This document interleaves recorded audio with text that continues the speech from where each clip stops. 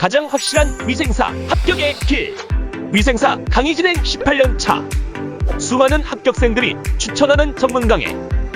무릉당 위생사 1판부터 7판까지 대표자자 3인. 가장 진화된 최신 위생사 수험서 열린 위생사. 자, 안녕하세요. 안녕하세요. 네, 공중보건과 위생관계 법규를 담당하고 있는 김희영입니다. 우리 공중보건 35문제, 그 다음에 위생관계 법규 20문제 나오는 건 아실 거예요. 제가 역대 요 두 과목의 과락 때문에 떨어진 분은 못 봤어요. 그죠? 근데 문제가 됐던 게 작년부터 공개를 했었었는데, 법규 같은 경우는 20문제이긴 하지만 그때 양은 엄청 많이 나와요. 네, 이렇게 양이 많은데 어디를 공부할지 모르겠어요 라고 하는데, 희한하게 재작년까지는 나왔던 부분만 나왔습니다. 그래서 제가 그 부분만 알려드려서 그것만 해서 이렇게 무난히 합격을 하셨는데, 비해서 작년 공개된 문제에서는 반칙을 한 거예요. 전혀 나오지 않았던 문제가 딱 하니 나왔습니다. 그래서 그것 때문에 굉장히 많이 혼란스러웠었는데, 그렇다고 해서 그것 때문에 떨어지진 않았거든요. 결국 법규는 되게 양이 많지만 그래도 나올 부분들만 나오는구나. 그래서 이제 그 부분에 대해서 좀 공부를 하시면 약간 효율적인 공부가 될 것 같긴 해요. 자, 그럼 반면에 공중보건 같은 경우도요, 대부분 나올 부분만 나오긴 하더라고요. 근데 그 나올 법한 그 범위가 굉장히 좀 넓구나, 이렇게 생각하시면 돼요. 그래서 공중보건은 조금 시간적인 투자를 해서 좀 공부를 더 해야 되겠다라는 생각을 좀 하시면 되는데, 그래서 제가 작년에 공개된 문제, 기출문제를 좀 갖고 와봤습니다. 자, 먼저 이제 공중보건부터 보면은 공중보건의 개념에 대해서 먼저 나왔어요. 한 2문제 정도 나왔거든요. 그래서 건강 개념의 변천, 건강이 어떻게 변화되느냐. 그래서 이것도 이따가 한번 볼 겁니다. 그런 부분이 좀 나왔고요. 그 다음에 건강증진, 혹시 헬스플랜 2030, 2020 들어보신 분 있으실 거예요.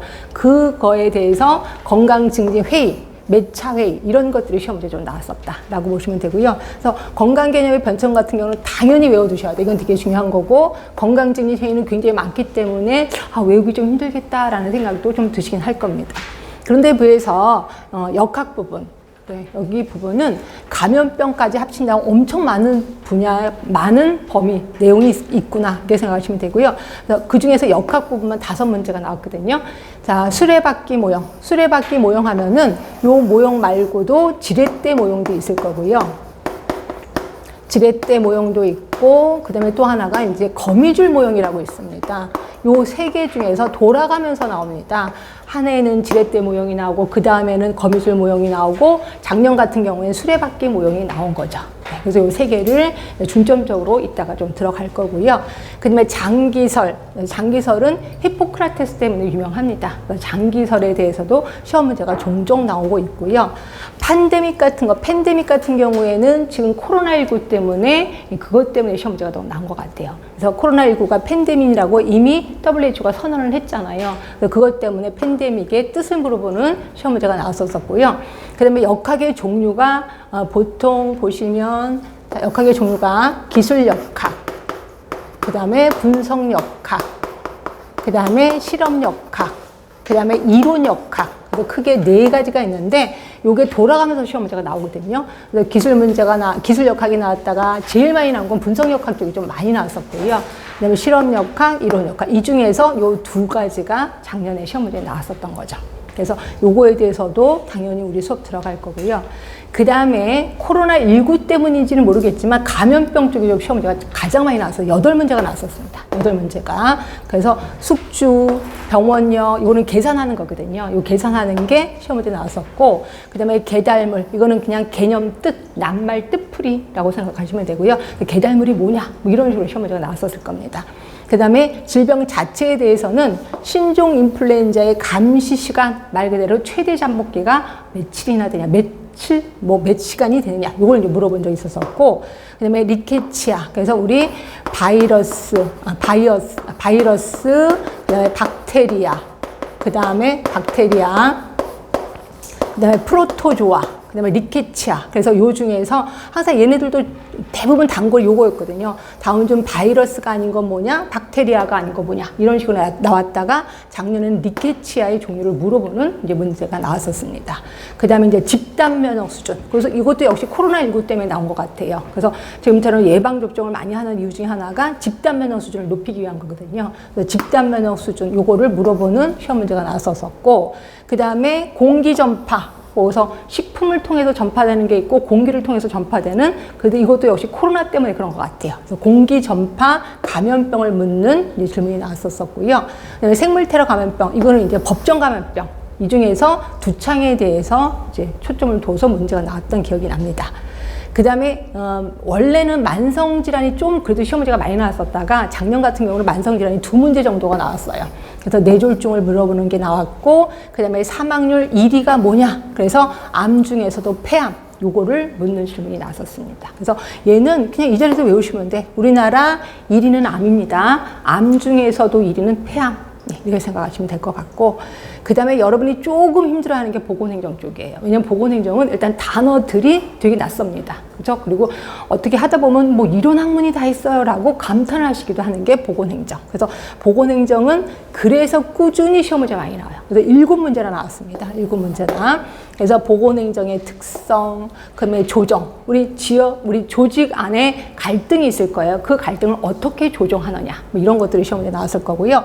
그 다음에 분업의 원리, 그 다음에 질병관리청, 그래서 질병관리본부. 근데 질병관리본부가 청으로 바뀌면서 질병관리청에 하는 일이 뭐냐, 이런 것들이 좀 나왔을 겁니다. 그 다음에 그거 외에 보건진료소, 국민건강보험. 그래서 우리나라 국민건강보험 있는 건 아시죠? 그 보험에 대해서 좀 자세히 물어보는 그런 것도 있었고, 그 다음에 국제조직으로 유니세프가 또 시험 문제가 나왔었습니다. 예전에 WHO도 나왔었고, 근데 이제 요번에는 작년에 유니세프가 이제 나왔었고요. 그 다음에 이제 가장 많은 부분을 차지하고 있는 게 보건관리 쪽이죠. 그래서 보건관리는 여러 그 내용이 들어가 있기 때문에 이제 문제가 11문제고, 이게 이제 뭐 예를 들어서 인구, 그 다음에 인구도 있고 모자보건도 있고 학교보건보건도 이런 것들이 다 들어가 있고, 그 분야가 워낙 넓기 때문에 11문제지 각각에 대하면 그렇게 많은 문제, 많은 퍼센트를 차지하고 있는 건 아니에요. 그래서 보시면 종형, 그것 아시죠? 피라미드형, 그 다음에 종형, 그 다음에 항아리형에서 있는 거 아실 겁니다. 그 중에서 이 종형에 대해서 물어보는 시험 문제가 나왔었고요.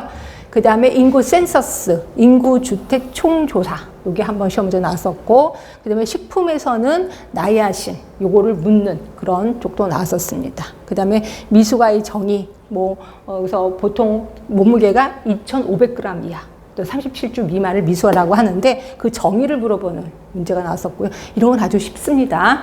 그다음에 노인 요양시설, 이것도 노인 요양시설의 종류를 물어보는 질문도 나왔었고, 공중보건의 3대 요소가 뭐가 있냐면 보건교육도 있고 보건행정도 있고, 그다음에 보건법규도 있거든요. 보건법규, 이 중에서 보건교육에 대해서 이제 물어보는 질문이 나왔었던 거죠. 그 다음에 보건교육의 종류에서는 패널 토익, 원래 심포지움이 있고 패널 토익가 있는데 이 두 개가 번갈아 가면서 나옵니다. 그래서 또 특히 이 문제를 믹스시켜 놓고 다음 중 패널 토익의 특징으로 올바른 거 뭐냐, 이런 식으로 나오거든요. 그래서 요번엔 패널 토익가 나왔고, 그 다음에 우리는 보건교사가 되지도 않는데도 불구하고 보건교사의 직무가 나옵니다. 왜냐면 학교에서는, 학교의 그 인력으로는 보건교사도 있고, 그 다음에 학교 의사도 있고, 그 다음에 학교 약사도 있거든요. 그렇죠? 요 세 사람 중에서 하는 일이 제일 많은 사람이 법으로는 보건교사가 하는 일이 되게 많아요. 그래서 시험 문제 나와요. 왜냐면 외울 양이 너무 많으니까. 그래서 설마 너네들 못 외우겠지? 이러면서 요 문제를 내는 것 같아요. 끊임없이 나옵니다. 그래서 보건교사의 직무가 나왔고, 그 다음에 정신보건 예방활동, 그래서 1차 예방, 2차 예방, 3차 예방, 이 중에서 2차 예방을 묻는 질문이 나왔었던 거죠.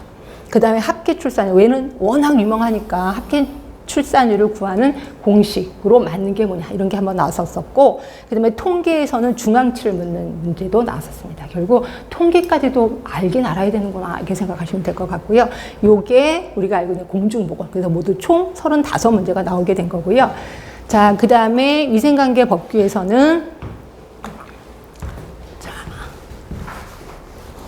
자, 법이 모두 6개의 법입니다. 6개의 법 중에서 공중위생관리법이 여기는 내용이 그렇게 많지는 않아요. 법 자체가 그렇게 많지는 않거든요. 5문제가 나왔습니다. 5문제. 여기에서 이제 반칙을 한 거죠. 말 그대로 위생 업무 이런 것들 워낙 나왔던 문제들이거든요.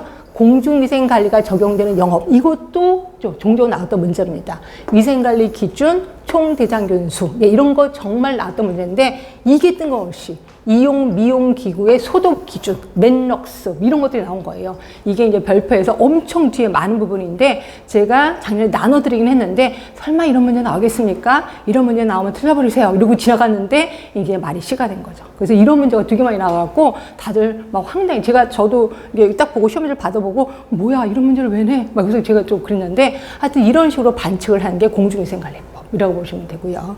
그 다음에 이제 식품위생법에서는 7문제가 나왔습니다. 그러니까 이 중에서 가장 많이 나온 게 식품위생법이죠. 근데 워낙 가장 많은 부분을 차지하고 있는 게 식품위생법이고 법도 일단 굉장히 양이 많습니다. 그래서 요 공부할 때 보시면 여러분들 다 거의 이렇게 혼이 멘탈이 나간 상태라고 생각하시면 되고 여기에서는 자 그래도 좀 나올 법한 문제들이 나왔습니다. 기본계획이라든지 소비자식품위생감시원의 직무 위해 요소. 그래서 우리가 알고 있는 해썹이라고 들어보셨을 거예요. 그 HA가 위해 요소인데 그 위해 요소를 묻는 게 나왔었고요.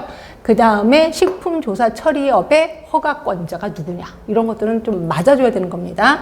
그 다음에 식품이력 추적관리 기준의 준수 연도도 있었고요. 얘도 식품이력 추적관리는 이쪽 부분이 시험지에 좀 자주 나와서 그래서 기준 준수 연도는 나올 법한 게 나왔구나. 그다음에 식품 만든 정보원의 사업, 그 다음에 벌칙이 여기서 또 나왔어요. 이것도 예전에 벌칙 안 나왔거든요. 그러다 벌칙이 나와서 이거는 뭐 그냥 제가 봐도 그냥 틀릴 수밖에 없는 그런 문제였었습니다. 이렇게 있고, 그 다음에 감염병 예방법이 6문제. 근데 이게 매번 6문제 나옵니다. 그래서 이 중에서 감염병 예방법은 워낙 나오는 것들이 나오고 특히 코로나 때문에 그런지 얘가 나올 수밖에 없었던 것들이 나왔는데 자, 상급 감염병. 우리 1급, 2급, 3급, 4급, 5급이 있는데 이 중에서 상급이 꽤나 많거든요. 요게 또 종류가 나왔습니다. 뭐 1급이 나왔다면 제가 좀 그렇겠구나라는데 3급이 좀 나와서 힘들었겠구나라는 생각이 좀 들었고요. 그 다음에 질병관리청장에게 통보해야 되는 가축감염병 그래서 인간이 걸린 게 아니라 동물에게 걸린 가축감염병이 따로 있습니다. 그래서 내가 기르던 소, 내가 기르던 양에게 이 병이 생겼어. 그럼 이걸 통보해야 되는데 누구에게 하느냐. 그래서 예전에는 질병관리청장을 묻는 질문이 나왔다가 이제는 거꾸로 그런 감염병이 뭔데 3가지가 있거든요. 근데 거기에 규칙까지 하면 4가지인데 그거를 묻는 또 문제가 나왔었고요.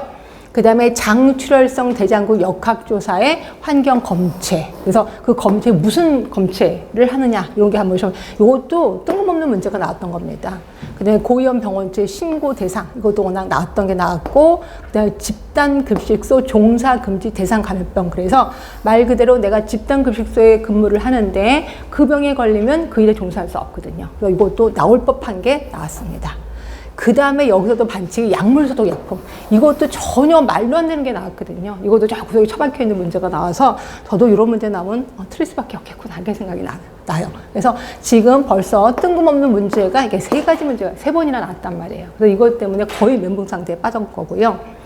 그다음에 먹는 물 관리법이 5문제가 나옵니다. 5문제가 나오는데 먹는 물 공동시설의 상수 이용 인구수 뜬금없이 먹는 물 공동시설에 대해서는 시험 문제가 많이 나오는데 상시 이용 인구수가 또 한번 시험 문제가 나왔었습니다. 그리고 먹는 물 염지하수의 개발 허가자가 누구냐 이런 것도 나왔고 청문해야 할 처분 이것도 뜬금없는 문제가 나왔고요.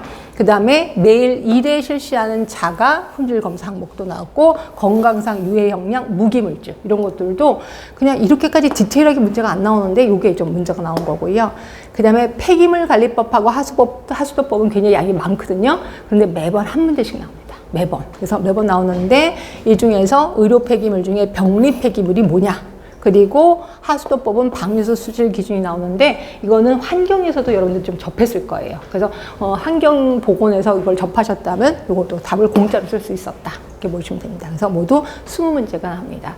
자, 결론으로 우리가 만점 받는 게 목적은 아니지. 네, 그래서 저는 과감하게 이런 거는 포기합시다 라고 표현을 합니다. 그래서 그런 건 포기하면 되시고요. 그 다음에 이거는 꼭 외우셔야 됩니다 라고 하는 거 꼭 외우셔야 돼. 그래서 결국 집에 가서 외우세요 라고 안 외우시더라고요. 그래서 수업하는 도중에 수시로 암기를 확인하겠습니다. 그래서 저는 일명 이거를 암기의 생활화라고 표현하고 있어요.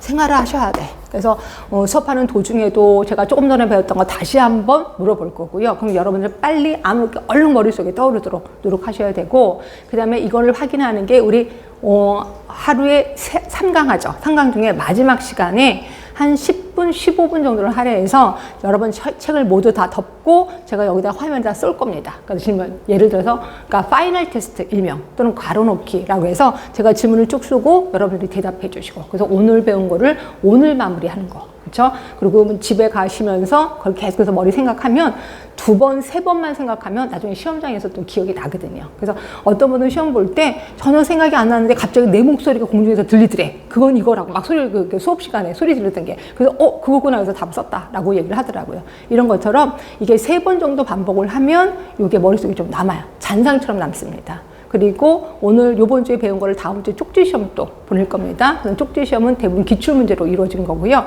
그래서 기출문제 풀어보다 보면 이런 식으로 문제가 나왔구나를 이제 감을 좀 잡히게 될 겁니다. 이런 식으로 해서 자, 수업하는 도중에 암기가 이루어질 수 있도록 이렇게 하겠습니다. 그리고 그러다 보니까 수업 자체가 재미없으면 안 되겠지. 그래서 도중에 농담도 좀 하고 이것저것 그렇게 하도록 하겠습니다. 자, 이렇게 해서 우리 본격적인 수업 들어가도록 하겠습니다. 수업 들어가겠습니다. 맨 처음에 공중보건학의 개념 들어가는데, 공중보건학인데 제일 처음에 건강의 개념부터 들어가요. 자, 건강 개념 들어가고 그 다음에 공중보건학의 개념 들어갈 겁니다. 자, 건강의 개념에서는 이제 제일 먼저 기억하실 분이 WHO, 사람은 아니지만 WHO가 제시한 건강의 정의가 있을 겁니다. 이거 반드시 외우시고요. 그 다음에 여러 학자들이 제시한 건강의 정의가 있을 겁니다. 그래서 그 학자들을 되게 많은데 이 중에서 몇몇 사람만 제가 찍을 겁니다. 그래서 그 사람만 외우시고 나머지는 그냥 포기합시다. 자, 그 다음에 건강 모형이 있어요. 거기 보시면 옆에 건강 개념에 대한 정의에 대한 접근을 해서 건강 모형이 있거든요. 건강에 대한 모형 들어갈 거고, 마지막에 건강 개념의 변천 들어갈 겁니다. 그래서 시험 문제는 WHO 시험 문제 당연히 나왔고, 학자들 중에 몇몇 사람 나왔습니다. 그 다음에 건강 모형 시험 문제 나왔고요. 건강 개념의 변천도 시험 문제 단골 문제라고 생각하시면 됩니다. 자, 이 중에서 WHO 먼저 들어갑니다. WHO는 먼저 보고 나서 정리해 드릴게.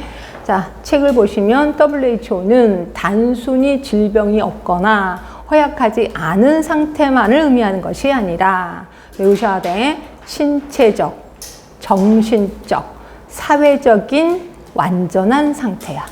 신체, 정신, 사회입니다. 요 세 개를 외우시면 돼. 신체, 정신, 사회.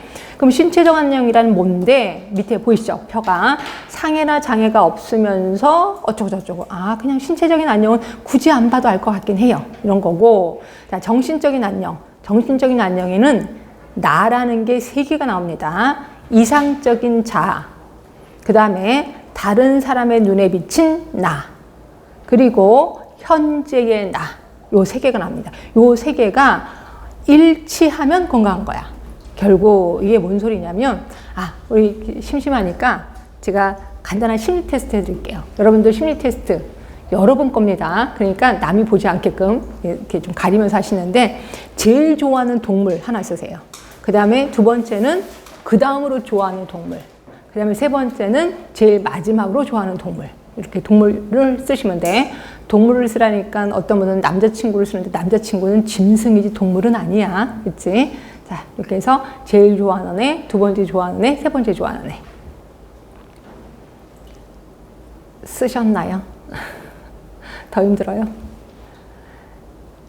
자, 이제 해석 들어갑니다. 간단한 심리 테스트라 그랬어. 제일 처음은 남이 보는 나예요. 남이 나를 이렇게 본대요.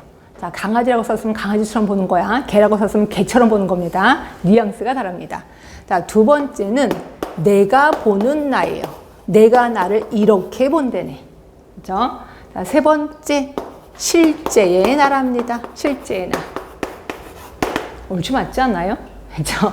그래서 실제의 나, 남이 보는 나, 내가 보는 나가 이상적인 나야. 나는 나를 이상적으로 보거든요. 이상적인 나. 그래서 요 세 개가 같으면 나는 건강한 거야. 그렇죠? 그래서 세 개 다 강아지라고 썼으면 나는 건강한 거야. 정신적으로 건강한 거죠. 그렇죠? 근데 다 다르게 썼을걸요? 그래서 정신적인 안녕은 진짜 힘들겠구나 이런 생각이 좀 드시면 될 것 같고요. 자, 사회적인 안녕. 이 중에서 기출문제 나왔던 거는 사회적인 안녕. 요게 시험 문제 나왔었을 거예요. 자, 사회적인 안녕은 뭐냐면 우리가 사회생활을 하잖아요. 사회생활을 하는데 내가 잘해, 사회생활을. 예를 들어서 여러분들은 학생으로서의 사회생활을 해요. 그러면 제 시간에 맞춰서 여기 앉아 있습니다. 물론 앉아 있는데 엉덩이도 아프고 머리는 딴 생각을 하고 난리가 나. 그래도 여기 앉아 있잖아. 그러면 나는 사회적으로 안녕한 거다라고 표현하고 있습니다. 결국 신체적, 정신적, 사회적인 안녕, 그러면 이거는 건강한 거다. 누가 얘기했어요? WHO가 얘기를 했어요.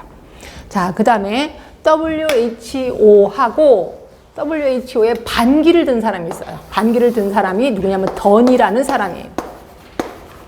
자, 던이라는 사람은 뭐라 그랬냐면 건강은 일직선상에 이쪽으로 갈수록 건강한 거야. 이쪽으로 갈수록 불건강한 거야. 라고 표현하면서 하루 중에 왔다 갔다 한다는 거죠. 그렇죠? 예를 들어서 이런 거예요. 제가 아침에 세수를 하고 거울을 딱 봤는데 내 얼굴이 너무 예쁜 거야.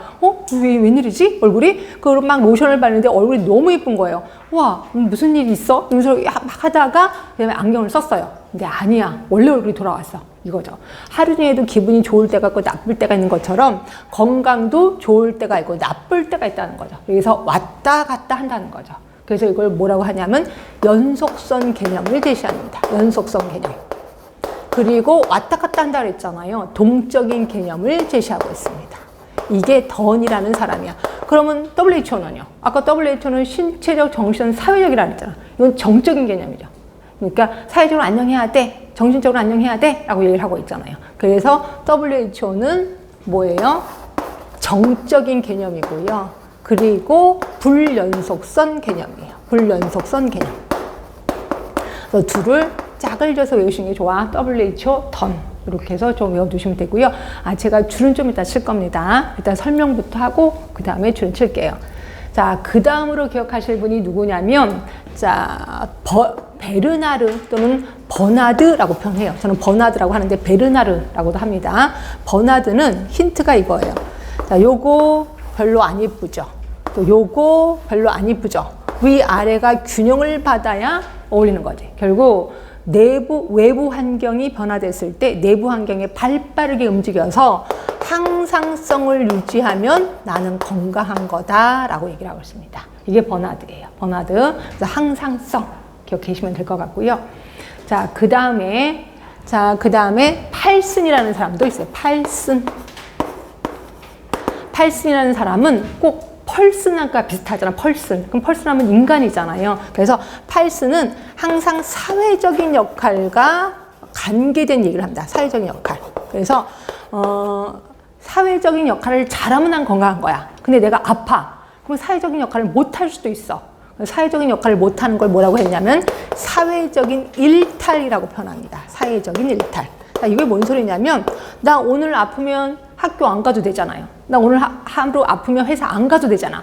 회사 안 가도 되는 거 또 그 다음에 학교 안 가도 되는 걸 사회적인 일탈이라고 표현해. 그래서 사회적인 일탈이 허용이 된다. 아프면. 그 대신 이거를 즐기면 안 돼. 병원에 가서 치료를 받아야 된다라고 표현하고 있습니다. 그러니까 여러분들은 팔슨 하면은 무조건 사회적인 역할과 관련이 되어 있다. 이렇게 생각하시면 돼요. 그래서 혹시라도 문제에 사회적인 역할이라는 말이 나오면 무조건 팔슨 이렇게 해서 기억해 주시는 것도 좋아요.